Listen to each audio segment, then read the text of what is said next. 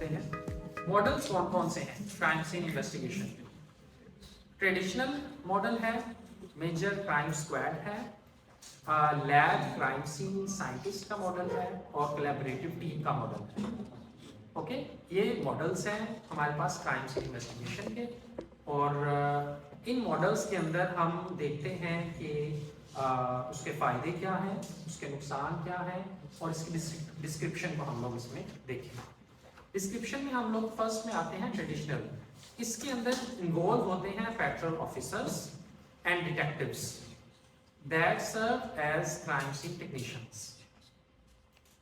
फायदा क्या है?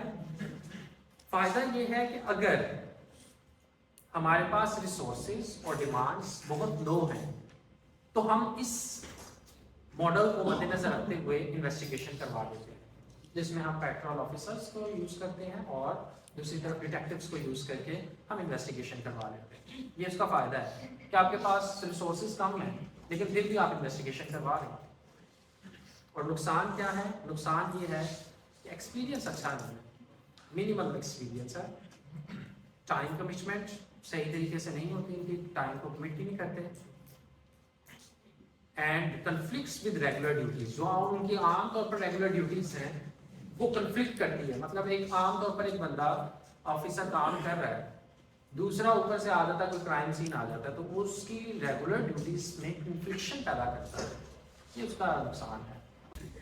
मेजर क्राइम स्क्वाड कौन सा मॉडल है? फुल टाइम और स्वॉर्न ऑफिसर्स हैं who has the authority to carry out the law and maintain sworn officers हैं।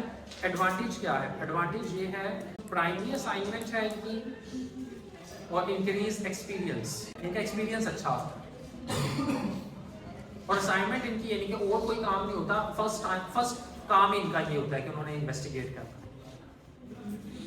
ट्रांसफर्स आउट ऑफ यूनिट में deplete investigation resources only for major cases. क्या किया जाता है? एक यूनिट से ट्रांसफर कर दिया जाता है दूसरी जगहों पे इन्वेस्टिगेशन के लिए।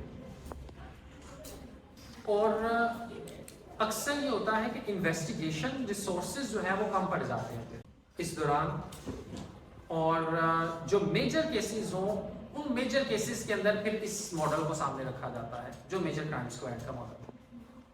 यानी कि हम अगर छोटे मोटे दूसरे मॉडल्स के अंदर अप्लाई करेंगे तो वो इसको अप्लाई नहीं किया जा सकता, इन ऑफिसर्स को हम लोग नहीं ले सकते। अगर मेजर हमें कोई प्रॉब्लम्स या मेजर केसेस मिलते हैं तो उसमें इनको इन्वॉल्व कर देते हैं। वो इसलिए कर देते हैं क्योंकि फिर इतने रिसोर्सेज अगर नहीं अवेलेबल तो हर एक को हर स्वॉर्न ऑफिसर को जो है वो उसके अंदर इंक्लूड करेंगे तो फिर उनके वक्त का ज़रा है। यानी कि मसलन एक काम किया जा रहा है और उसे वो रिसोर्सेज नहीं मिल रहे, उसने कोई इन्वेस्टिगेशन करनी है, उसे रिसोर्सेज ही नहीं मिल रहे, क्या आप इन्वेस्टिगेट कर सकेगा? एक हाई लेवल पे बंदा ही बैठा हुआ है और उस हाई लेवल पे बंदे के बैठे हुए की जो रिक्वायरमेंट्स होंगी वो भी ज़्यादा होंगी, अगर उसे वो नहीं मिल रही तो फिर मसला बनेगा ना। इसलिए वो कहते हैं कि जो मेजर काम हो, मेजर सीन्स हो या बड़े मसले हो, उनमें फिर इनको इन्वॉल्व कर लिया जाता है ताकि भी रिक्वायरमेंट चीज़ों की पूरी हो सके, दूसरों में नहीं करते थे।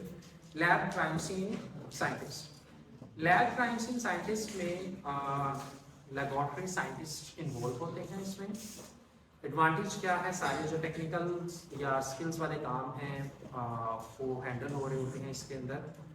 और डिसएडवांटेज ये है no investigate experience. Collaborative team. Collaborative team नाम से जैसे पता चल रहा है डिफरेंट लोगों को इसके अंदर इन्वॉल्व किया जाएगा, कोलैबोरेट करके काम किया जाता है इसमें। मसलन इसके अंदर पुलिस भी होती है, टेक्नीशियंस भी होते हैं, लैब पर्सनल्स भी होते हैं, मेडिकल एग्जामिनर्स भी होते हैं और प्रोसिक्यूटिंग अथॉरिटीज भी होती हैं जो कि प्रोसिक्यूट